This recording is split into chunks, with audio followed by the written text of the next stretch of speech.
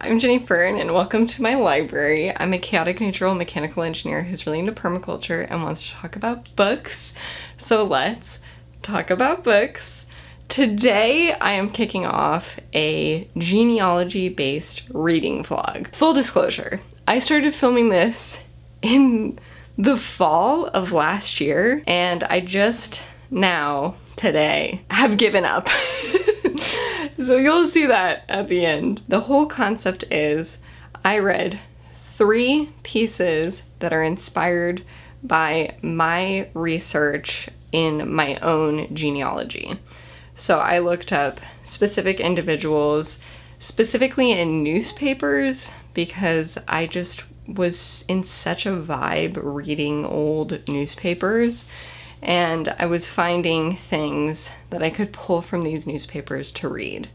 So I read a short story, a play, and then some historical Civil War documents. So that is what I read in this vlog. I just wanted to give you an overview of what the hell is going on. These were all pieces that were inspired by the people I was researching that are in my family tree. They were either found on the page of a newspaper clipping that they're like associated with, or they are associated with the historical documentation. So that's the tie-in. That's why I found these pieces, read these pieces.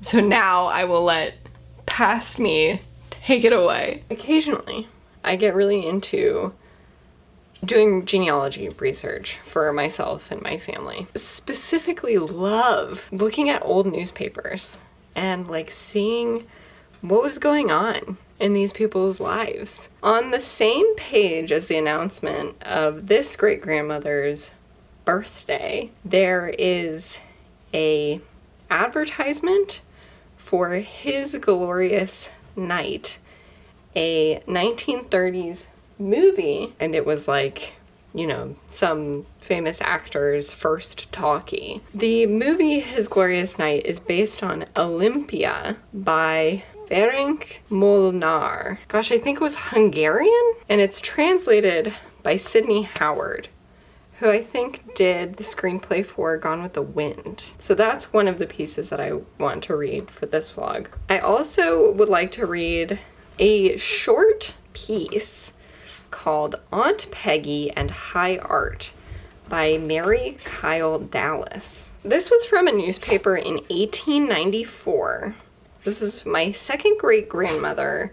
Her name was Winnabelle. She was called out when she was like 8 years old for a 75% on her attendance and punctuality. And just above that, so it's like a listing of all of the students and their like attendance scores, and she had one of the lowest scores. In that same paper, just above it, there was a gold medal contest. Don't really know anything about that, but somebody was doing a recitation of Aunt Peggy and High Art. So that's why I picked that piece. So not really related to my second great-grandmother at all, but it is associated with the time period when she was a child. The next piece that I have, I'm actually really excited about because I found this wonderful article in the newspaper for my third great-grandfather. He was touted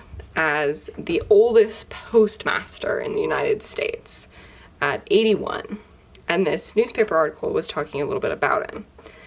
And he evidently, from this newspaper article, was born in Canada. He was a Canadian citizen, came to the United States to join the Union in the Civil War. He joined in Michigan, and he fought in the Civil War. And then he returned to Canada for a period of time, started his family, and came back to the United States and ended up in North Dakota, directly from this newspaper article.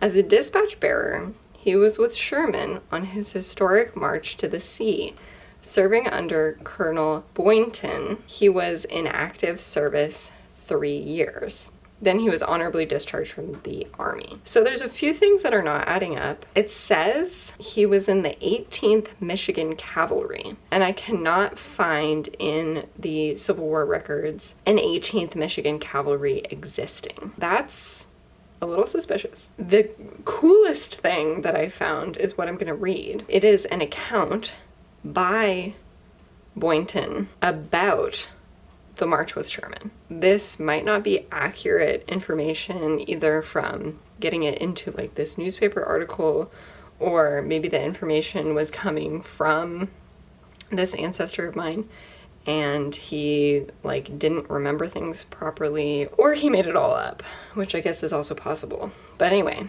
this is from an article in 1923. I am confident that this article is about my ancestor because there is a specific mention of his children. I can confirm these are the people that are in my family. Anyway, that's probably the most interesting thing.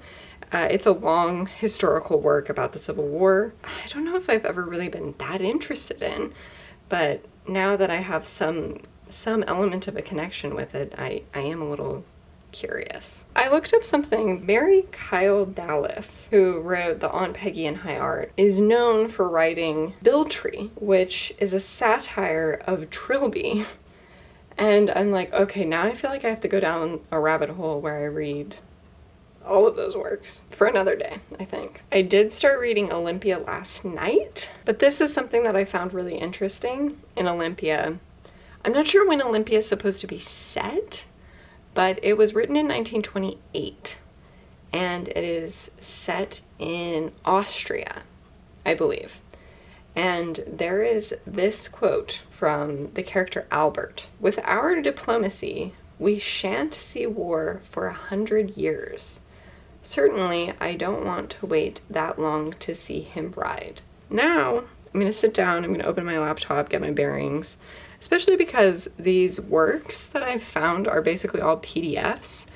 They are available, but they're kind of weird works, so I'm finding them like on Google Books mostly. And yeah, they're just ending up being like PDFs to download. So I was just looking up when Olympia takes place, and it says 3 years before World War I. So it is supposed to be kind of like an ironic statement that's made. This is the vibes right now. Absolute chaos at all times. This is one of the things about the modern world that I think is so cool and amazing, and that we might take for granted a little bit. We have such amazing access to information, incredibly free access to so much. Is genuinely amazing, and it's so convenient. I guess that's my little plug for Google Books. It is genuinely amazing what we have access to. We also have this Werner's Readings and Recitations #2, compiled and arranged by L.C.M. Wilbur, and this is what has the piece that I'm interested in, which is, there it is, On Peggy and High Art. So this is what I'll be reading, and it's very short because it's a recitation. It's just a couple pages, so I'll probably read that first. This is Sherman's historical raid, the Memoirs, in the light of the record.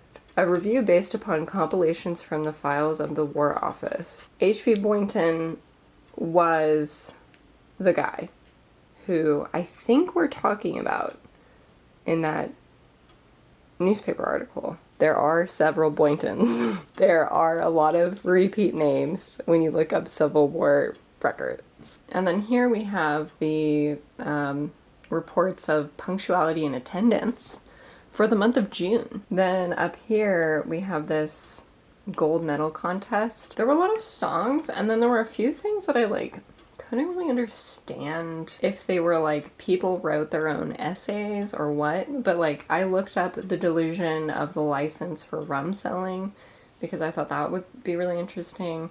All of this stuff about prohibition, because this is from 1894. This is from the Livingston County Daily Press and Argus. On Peggy in High Art made more sense to actually look up because it is a recitation. And these things, these contestants, I thought those were probably essays and that they probably weren't actually available because I couldn't find the ones that had like the most Googleable names. I couldn't find any record of them. So I just finished reading On Peggy and High Art, and this was a hoot and a half. This was so fun. It's kind of like a stand-up comedy story or something that somebody would say on a podcast, like a storytime YouTuber kind of vibe. It's a joke. This piece is just a funny story. Gotta show you what the situation is here.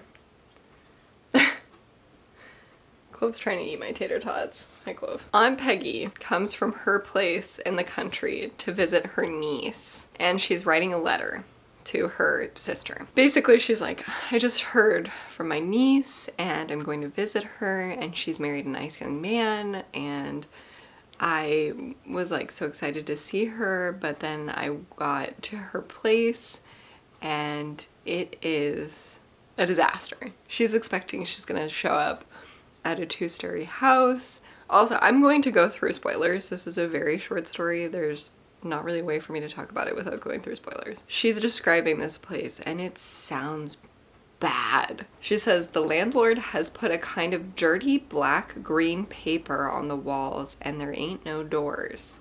And the poor thing has had to hang striped horse blankets on rings to divide the rooms off, as poor Auntie Mole, the washwoman, fixed a bedroom for her Ike with a quilt on a clothes pole. And she goes on to say, she hasn't a cup or saucer alike, and it wasn't a regular dinner. There was only sausage meat, cold chicken stew with celery in it, rolls like brickbats, which I had to look that up. It's just a piece of brick that like sometimes people use as like a weapon, and coffee with scrum on it. It ends with a postscript by the niece. And she's like, I just found this, and she has it all wrong. She says, we are living in a stylish place with an elevator and are furnished in the old style, of course. Those things are from the garret and are worth a fortune. My rugs are Persian and I don't know how to say this word. Portiere. Okay. And a portiere is a curtain hung over a doorway. Those things from the garret are worth a fortune. My rugs are Persian and my portiere Turkish. This is what got me. I used my Harlequin set of china and gave dear Aunt Peggy boned turkey, chicken salad, and Vienna rolls, and coffee. And then when we go back and look at Aunt Peggy's descriptions, she says, sausage meat, cold chicken stew with celery in it. Cold chicken stew with celery in it. Chicken salad. So anyway, I loved that. I thought it was so cute. A cute example about how generational differences are eternal. And it's not new that old generations and young generations like don't understand each other. This is from 1890. Very fun. I had a great time with this piece. I just finished Act 1 of Olympia and I am loving it. I'm having such a great time. I have a few quotes to share with you. There is some of the most fun dialogue in this. It is so catty.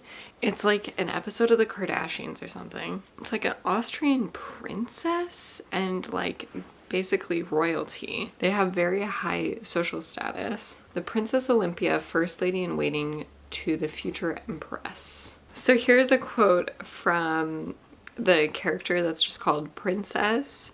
Her name is Jenny and she is the mother of Olympia, I think. It says, what kowtowing nincompoops subjects are. And as for representing the royal family on these public occasions, well, it simply kills me. It kills me, that's all. And I ought not to be asked to do it. And then they're talking about how tomorrow they're going to go to Venice. And Princess is really happy about that because then she gets to kind of relax. She says, and I shan't feel that newspaper men are bathing in the same water with me.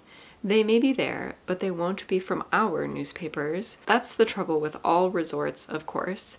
There seems to be a horrible kind of democracy about health.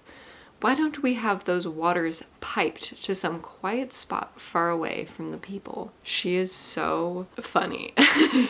She's so funny. She really gives Kardashian vibes to me. Another quote from Princess. I think Princess might be one of my favorite characters of this year.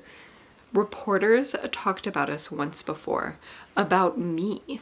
Something about a legacy it was. I thought of taking poison. I've never known you to be indiscreet, but you must remember the envy that surrounds us day and night, waiting for us to make a slip. Lena is legion, my dear. Vienna is just one great seething Lena. Lena is this lady who's with them that they all hate, and she's incredibly jealous. And I guess in the past, Lena had been really like in love and like trying to steal away Princess's husband. There's like bad blood there. I don't know what Lena's like relation to these people is, but she's very not a part of the group while still being a part of the group. Princess is trying to convince Olympia to call it off with this guy that she's been seeing who is like too low down of a commoner for their relationship to be possible. So Princess says, be a true sportsman about him. Don't wound him. Never torture men. Be humane. Strike to kill. Man is a noble animal. One word is enough to kill if it goes straight to the heart. Do you understand? Olympia did understand, but she didn't really follow the rules, and she said some really, really mean things. I know that it's a play, so it's like dialogue, but the dialogue is so good. You are an officer, and I danced with your uniform, not with you. And then the guy is touching his insignia, and he says, is it these silly stars that make your eyes shine now? Like, oh my god, swooning. I don't know if I can even read this. This is what Olympia says that like hurts him. I'm gonna read it, but it's harsh. Your talents are a peasant's. Your gift with the horses is a peasant's. Your shrewdness is a peasant's. Your insolence is the only false note about you, peasant. For such ambitions my ancestors broke yours on the wheel. Back to your kind, my friend. You cannot change your kind by dressing up. So mean, so classist. That is a pretty big theme in this, is this idea that some people are better than other people just because of their royal standing. I'm gonna start Act 2 after I take a shower. Absolutely loving it, which is great because I feel like I've been in a bit of a slump. I just finished reading Brooklyn this morning. I thought it was so boring. It really read like a summary of somebody's life. I just didn't like Brooklyn at all, and I know it's very popular. I need to go to bed, but I did read through Act 2. I am partway through Act 3, so I'm on page 122. I really did want to finish this tonight, but I really do need to go to bed. I'm a little worried about what's been insinuated. I'll wait until it plays out. There might be something not quite good that's happened. Maybe problematic. To what extent, I don't quite know yet. Thanks for hanging out with me tonight, and I'll be back again maybe tomorrow night. Good morning. I am heating up my hot water to take a coffee on the road, going into work shortly, but I wanted to talk about Olympia because I just finished reading it this morning. I was having such a good time with it last night that I thought, oh, okay, well maybe when I'm having my coffee and my toast this morning, I can read that. And I did, and I have complicated feelings about it. There is something like very problematic, I don't know how to say it, but like manipulation for plot where like people's feelings and like bodies are at stake. Gosh, I'm just trying not to spoil it. It's better if you go into it not knowing what happens in Act 2 and 3. But also, I feel like I should throw out a trigger warning because there is something that is very disturbing. I'm trying to reconcile my feelings because I really, really loved this play. Like, it was so gripping. It's a little complicated, my feelings on it, but this is one of those old plays that I think is still worth reading. It is exceedingly entertaining. There is this bit that is problematic, but I feel like it's similarly problematic as like maybe like 1990s rom-coms. Like, I feel like it's not that far off from things that we've accepted somewhat recently in pop culture. My God, Princess's lines were so funny. I gave the very first rating, the very first review of this on Goodreads. I did give it 5 stars, even though it did have this kind of like icky thing as a part of it. Oh, hello. I should update y'all that I have started finally to read this piece, Sherman's historical raid, the Memoirs, in the light of the record. A review based upon compilations from the files of the War Office by H.V. Boynton, which I think is who my ancestor served under when he was a dispatch bearer in the Civil War. I should have realized it with what the title of this text is. This goes through Sherman's march, his memoirs, the memoirs of General Sherman, and dissects them and compares them directly with the actual records and points out when there are discrepancies. So it says, for example, this book is a criticism upon Sherman as a general only so far as the official records presented furnish such criticism. There is no attempt to contradict his statements except as the records contradict them. Wherever these show that he has done grave injustice both to the living and to the dead, they are produced with as little comment as is needed to set them in connected order and point out the refutations which they contain. This is very interesting, at least according to this text. General Sherman, he went back to Washington and recorded his memoirs, but he did not use the documentation that was available. He did not wait for it. He did not request it when he was writing his memoirs. Then when it's compared against the recorded materials, there are discrepancies. He put other people in a poorer light. It is straight into the weeds.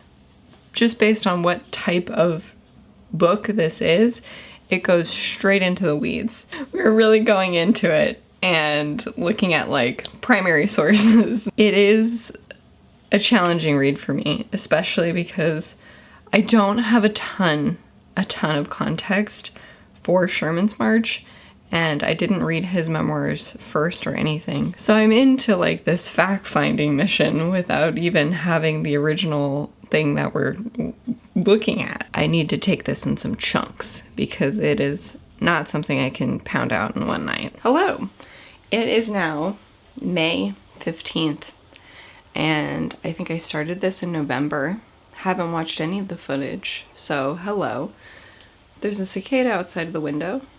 Hopefully it's ambiance and not horrible. I kind of like cicadas. Actually, no, now I'm getting distracted. I have decided to, for Mashed Potato May, which is a reading challenge to read books that you've been putting off for a long time, to try to wrap up this vlog, because this is a mashed potato vlog where I have been really wanting to post it for a long time, but I haven't finished reading one of the works, and it is of course the longest work. I may have explained this already, but here's my current understanding of what this is. This is like a drama video, like a commentary, like a video essay, where we are exploring in detail somebody's crazy vlogging history, breaking down with receipts where they're wrong. Sherman had his historic march upon the sea, and he wrote some memoirs, and in his memoirs, it seems like he really made himself look quite good. And H.V. Boynton is not about that. He is like, we have these letters. We have all of the letters. We have the communication. So we can go and break down each time you lied and expose what the truth probably is. I'm currently in the chapter Shiloh, which was this big battle. There was like a large loss of life, and he's positing that this was avoidable if Sherman had even tried to defend their camp. So here is something by Sherman. Do not conclude, as before, that I exaggerate the facts. They are as stated, and in the future looks as dark as possible. It would be better if some man of sanguine mind were here, for I am forced to order according to my convictions. Now here is like an example of how the Boynton guy is going off on Sherman. He says, General Sherman labors ingeniously, but inaccurately, as the official records show, to relieve himself from responsibility for it, and even attempts to create the impression that there was no general surprise. Ever since this battle, most who believed that the Union Army was unexpectedly attacked on that occasion have laid the chief load of responsibility upon General Grant, and he, through all these years, has made no effort to shift the burden. But now it will appear through the records which these memoirs have called out that General Sherman was mainly responsible since he was encamped in advance. His division, as he wrote to the United States Service magazine in 1865, forming, as it were, the outlying picket, so that he was in charge of the picket front. Yeah, I think this is from Sherman later in some interview. It was necessary that a combat fierce and bitter to test the manhood of the two armies should come off, and that was as good a place as any. It was not then a question of military skill and strategy, but of courage and pluck, and I am convinced that every life lost that day to us was necessary, for otherwise at Corinth, at Memphis, at Vicksburg, we would have found harder resistance had we not shown our enemies that, rude and untutored as we were then, we could fight as well as they. He's making a crazy stance here, where, again, from the documents, they had like basically a creek on one side, a creek on the other side, and I think a creek on the back. So they only had one end to defend. And this is like the contested bit, is like if he knew people were coming or not, but then like he had more advance notice than anybody else, I guess. And he specifically decides not to defend at all. Like, he says that it would be bad to defend, to like start to put up defenses, because then the soldiers would like get cowardly. So instead, a bunch of them die. That's at least according to this.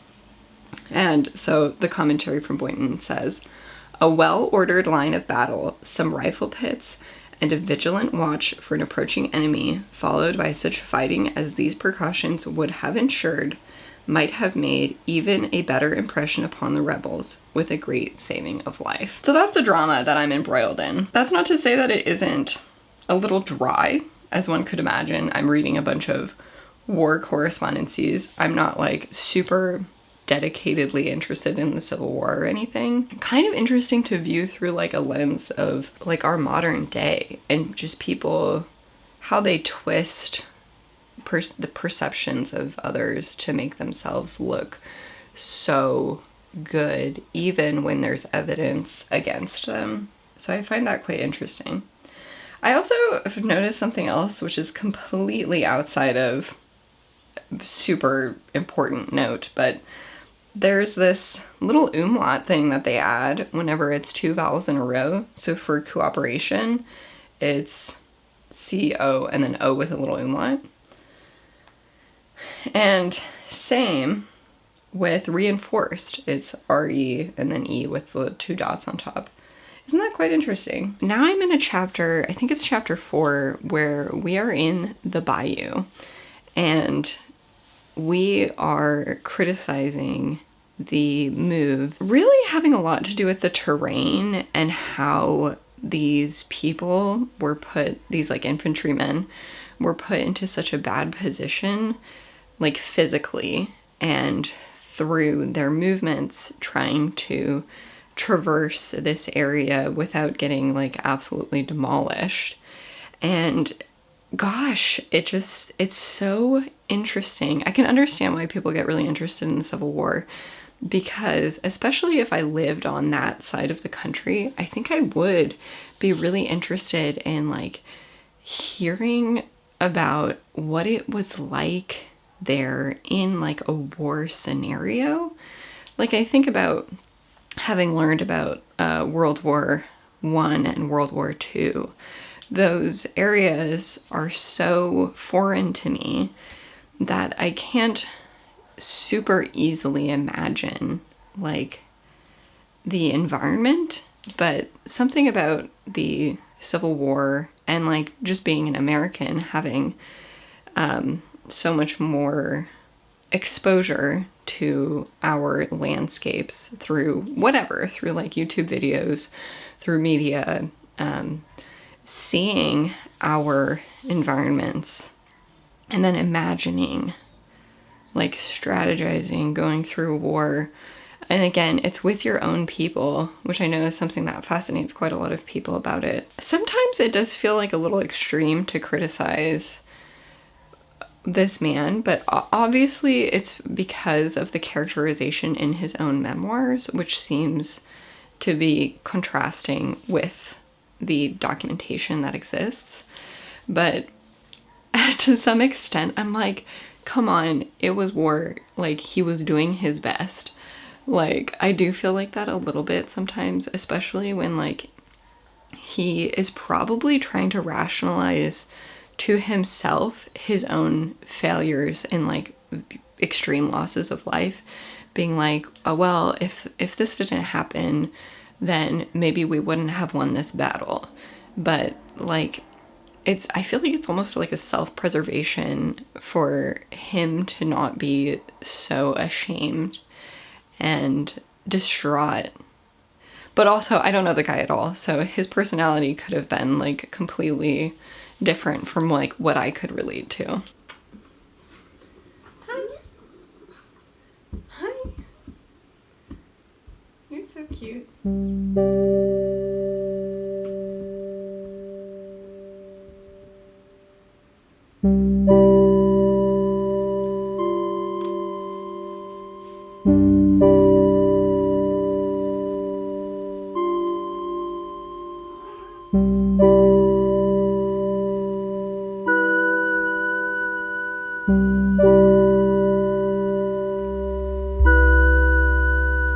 Hello.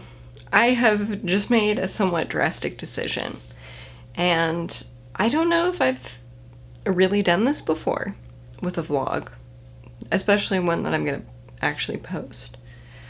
I'm giving up. It is almost the end of May, and I have been thinking about this Civil War document, this In Light of the Record document, and I feel like I got some pretty good exposure to this work. I gave it a pretty good shot. I don't actually know how many pages I ended up into it, but I read several chapters, and I think I have like a vibe for what this work is. If I want to ever go back to it, I know what to expect. I think I also did get an impression of what like a dispatch bearer or a message bearer, what messages they would be conveying, because we actually get quite a lot of messages in the text of this work. And so I get an appreciation for how important that job was. Especially, there was a series of messages that was like, hey, like screaming into the void to this one particular general or whatever, where it's like, per our message that we sent 2 days ago that you haven't responded to, you're doing this. And then it's like, we still haven't heard from you. What are you doing? Which I actually thought was really interesting, that there was such a reliance on communication and people doing what they were told. I think I got an appreciation, but at the same time, I just don't really feel like reading this anymore. It's not like a great passion of mine. I'm not having a wonderful time reading this work. I definitely think the experience has been cool. I might return to it, but I don't want to have to hold up this vlog. I would like to be able to release this vlog to the world because I had a great time reading these works, and I don't want to put the pressure on myself to have to finish something and not enjoy it just for the sake of like saying that I finished it. I don't need to do that, and I don't think I'm actually spending my time super well by forcing myself to do that. So I'm going to end my reading experience here. I don't want to ever make something that I'm finding enjoyable, make one of my favorite hobbies, my favorite things to do and talk to you about. I don't ever want to make that into something that I'm disliking, and I fear that I'm forcing myself into that position if I continue with reading this and reading it on a timeline and tying it to posting this video. So I hope you understand. Again, I don't regret starting reading anything. I don't regret starting this project or reading these works, but I think at the current moment, if I were to continue, I just don't want to. Thank you so much for sticking with me through this. If you have any like tidbits about your ancestors, I love hearing the like real people version of history, not just like super important figures. I do love hearing about individual personal histories. So if you have any fun family stories, I'd love to hear that. And if you enjoyed this, please consider sharing it with a friend who you think would also enjoy it. Consider liking and subscribing, and I will be back again soon.